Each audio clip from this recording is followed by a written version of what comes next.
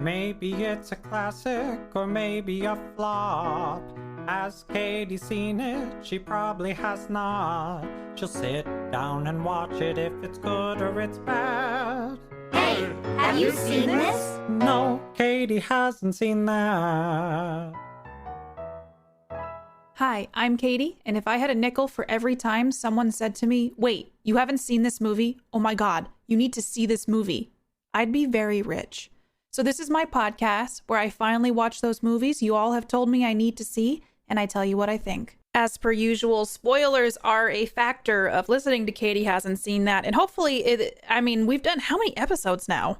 There's a lot. I mean, by a lot, that's subjective. To me, there's a lot. It's been 9 episodes. I counted. Okay, I mean, it feels like a lot more, but when you're watching these movies that sometimes feel like marathons, it can feel a lot longer than just, 9 episodes. But the podcast has been going for 4 months now, which I'm excited about. Thank you all for listening. Thank you for being here. And we got a new movie today. It's The Big Lebowski. I mean, The Big Lebowski is kind of settled deep into pop culture. The dudes in this, not Jeff Daniels. Is it? No, it's not Jeff Daniels. Hold on. Jeff Bridges. Excuse me. Jeff Daniels. Fun fact. Jeff Daniels and I share a birthday. So I've always had a very soft spot in my heart for Jeff Daniels because we're birthday buddies. So if you're out there listening ever, Jeff Daniels, let's share some birthday cake at some point. I'm so sorry I got you confused with Jeff Bridges. But also it looks like the main character's name is also Jeff. Jeff the Dude Lebowski. I feel like this is a stoner movie. This one, okay, if you listen to my controversial Pulp Fiction episode, this one's also listed as a comedy/crime. I'm very skeptical about the comedy and the crime in this, but I'm ready for what it might be. I didn't know that this was a crime movie. I know there's bowling in it. There's a guy named the Dude who wears like flip-flops and he's got baggy shirts. And I think not Jeff Goldblum. Oh my God. Are there just all the Jeffs in here? John Goodman is in this and he has like sunglasses on. I think he smokes a cigar. There's like a picture of him holding a bowling ball somewhere, but I'm not really aware of what crime could be committed in this bowling alley, but I have a feeling I'm going to find out. Steve Buscemi is in this, and I'm going to say it. Steve Buscemi gets a bad rap for being ugly, and I think that's so mean. Can I just say that right now? Like, how does that make Steve Buscemi feel? That he's been, like, typecast as the ugly guy? Because, you know what? I'll say it. He's not ugly, and if you look at any young pictures of him, he looks like... Hold on, I gotta look it up. He looks like Bill Skarsgård, the guy who plays Pennywise the Clown in the new It movies. So if you look up a young picture of Steve Buscemi and put it next to Bill Skarsgård, dude, cut Buscemi a break. I'm just saying, like, I've noticed that he's always constantly typecast as, like, the ugly guy. I mean, if you've seen Adam Sandler movies, literally always the ugly guy. You know what, Steve Buscemi? I see you. And I'm going to just say it. I think you're handsome, and you should own that. I just went on a major tangent. Where was I? Okay. This was directed by the Coen brothers. Oh, boy. I don't really like the Coen brothers. I've seen a bit of their movies. Let me list off the ones I have seen. I've seen Fargo. I've seen Oh Brother, Where Art Thou? I've seen No Country for Old Men. I've seen Burn After Reading. And that might be all of them. You know, I wanted to like Fargo, but it really wasn't that good. Fargo was kind of like, yeah, it's a slow burn. But literally the only moment you're living up to in that movie is when the guy gets put through the wood chipper. Otherwise, it's just not really that interesting. And you just, people talk like this, you know, and like that's, you know, what Fargo's known for. I've heard the TV show's great. I just, you know, Coen brothers, I'm okay. Like, I don't love them. But I feel like they are also one of those director duos that people are like, oh my God, the Coen brothers, they're the best. Okay. But why? What about the Coen brothers makes them so good? I haven't found that understanding. Like, Oh Brother, Where Art Thou? It's okay. Out of all the ones I've seen by them, that's by far the one that I would put at the top of the list, but that's not even saying a lot. So what I know about The Big Lebowski, the dude's in it, there's bowling, John Goodman's in it, and I freaking love John Goodman. And I don't know why, I might just be assuming this. I feel like it's a stoner movie. Is this a stoner movie? I don't know, I guess that's just something I've always associated with it, is that, oh, the dude's always in his like hippie gear with his flip-flops or his Tevas or his, what's that one pair of flip-flops that Birkenstocks. And I just kind of have always associated that. So I'm curious what this story will actually end up being compared to what I've thought of it being in my head. This movie is an hour and 59 minutes long. It's a little bit shorter. You know, I'll give the Coen brothers that.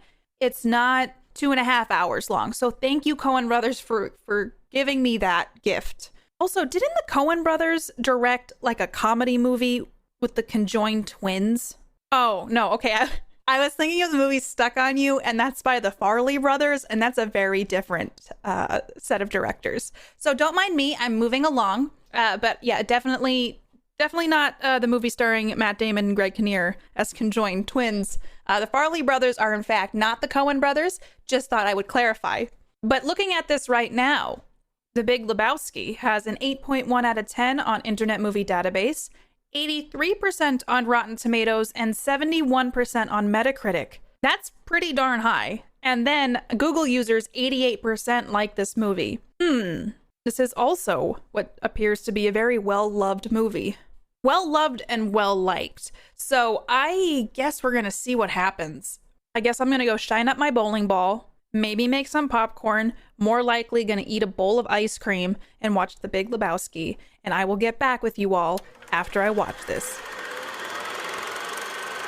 The Big Lebowski. Also, has anyone ever noticed that The Big Lebowski also sounds like Mike Wazowski from Monsters Incorporated? Monsters, Inc.? Is Monsters Incorporated the more official name of the movie, or should I only call it Monsters, Inc.? That might be a problem to solve for another day. And I have seen Monsters, Inc., and I've seen Monsters University as well. Or is it Monsters U? Oh my god, Pixar, you're killing me. I don't know the correct way to say your movies, but I digress. Oh, here's the thing. When I first started this movie, it is written by the Coen brothers, but there was only one director credit. So is this not a I can't even say their name. So it said it was just directed by Joel Coen. I think they both wrote it. Yes, they both wrote it, but only Joel Coen was the director. I thought that was interesting. I mean, it's still a Coen brothers movie because they wrote it together, but only one of them directed it. I actually kind of thought about that. Like directing something with your sibling. Wouldn't they bicker? Wouldn't they be like, no, it would look better this way? Nuh-uh, this way. So maybe that's why only Joel directed this. I just thought that was interesting because the whole time, every time I think of a Coen brothers film, I'm like, they both co-directed it, which I think is possible. It's probably easy. It probably helps, honestly. It's not just you dealing with the movie. I just thought that was interesting because in my head this entire time, I was like, they both directed this, but nuh-uh, not the case. First and foremost, I love Jeff Bridges'? How do you say that plurally? I love Jeff Bridges and I love his voice. Honestly, he was the perfect person to play the dude, and he did an excellent job executing the role of the dude. I have to say, each character that we met along the way was quirky and wonderful, and I kind of loved that about this movie. It was weird, but it was kind of weird in the way that I like, because in some ways I feel like this is in the similar vein of Pulp Fiction, but they did it a lot better, if that makes sense. And I'm gonna just say it. I know I talked about this in the intro. Steve Buscemi looks like an older Bill Skarsgård, who is a very handsome man as well. And I'm just gonna say it. He just looked, I mean, I don't know why Steve Buscemi gets such a bad rap, but he played Donnie in this. And I remembered like how much I love Steve Buscemi. He's so good in comedic roles and just in general. I honestly think my favorite character was John Goodman's character, Walter. Walter reminds me of somebody I know in real life. And so the entire time I just kind of enjoyed watching this character, and the complete overconfidence and rambling stories and just in general misguided but trying to have the best intentions. I feel like maybe not the best intentions. Walter was a gem and also a hindrance for anybody's life. The whole narrator bit was a little bit weird to me. I enjoy Sam Elliott as an actor, but it just felt kind of out of place. So I could have done without the narrator, aka the stranger bit at the beginning and the end. But, you know, I'm not really that mad at it. And we got to see his glorious mustache. So that's something. But this movie just had like people popping up everywhere. You're like, hey, I know who that is. And I enjoyed the fast paced flow of this movie. I never really felt bored. There's a lot of times I watch movies and I'm like, oh, there's like a lull here. I'm bored. I just felt like there's so many interesting avenues. And it was never quite so serious that I felt stressed out by this movie. It was just more of like the whole time I just kind of went, oh my God, I can't believe this is happening. And just the casual crime. If there's a way to describe this movie, it's just like casual crime. And why were people not more worried about things? I mean, it was a stressful situation to literally be accused. And all of this started by mistaken identity. Literally, Jeff, the dude Lebowski, shared a name with a quote unquote rich millionaire named Jeffrey Lebowski. And so criminals saying, hey, you owe us money, but got them confused. And then what literally started off this movie is one of the muscle men who comes to the dude's house, pees on his rug. And it's a rug that tied the room together. And so his friend Walter convinced him to go to this millionaire's house to say, hey, you need to pay me for this rug. And instead, it starts this whole rock slide of events of just getting mixed in with the wrong people, just not handling situations well with what might be very dangerous people. The millionaire Lebowski, his young wife, played by Tara Reid, of all people. I was like, is that Tara Reid? And it was, in fact, Tara Reid. He thought his wife, Bunny, was owing people all over town money and was kidnapped. At the end, we find out she literally just went to Palm Springs to visit her friends and didn't tell her husband. Also, why are they not communicating? I mean, there are phones that exist in this movie. Phones are utilized a lot. It just seems like this was a lack of communication.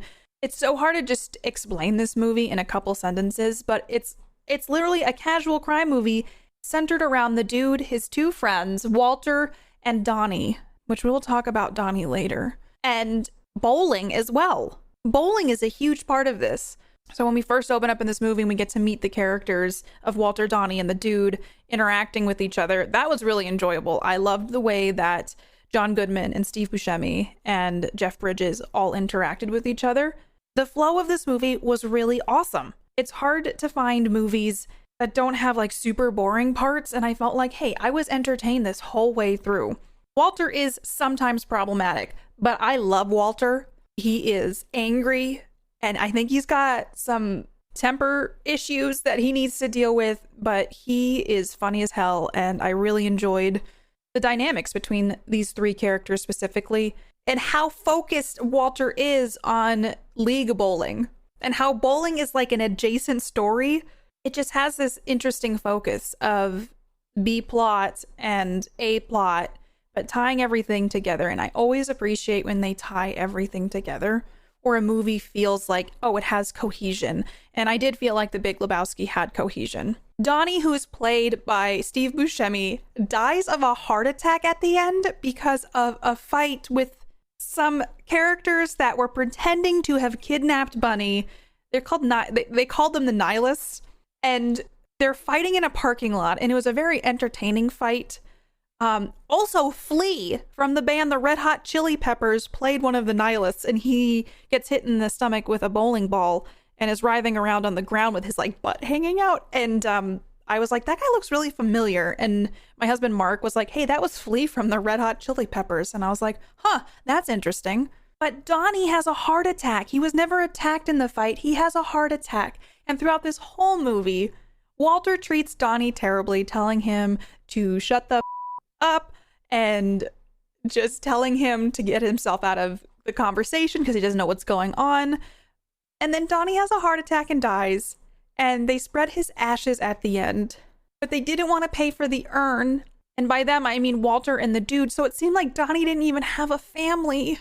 And they're standing off like a rock ledge by the ocean, and Walter has Donnie's ashes in a Folgers can and like throws it into the wind, and it blows all over the dude. And it was just interesting how this movie dealt with emotion.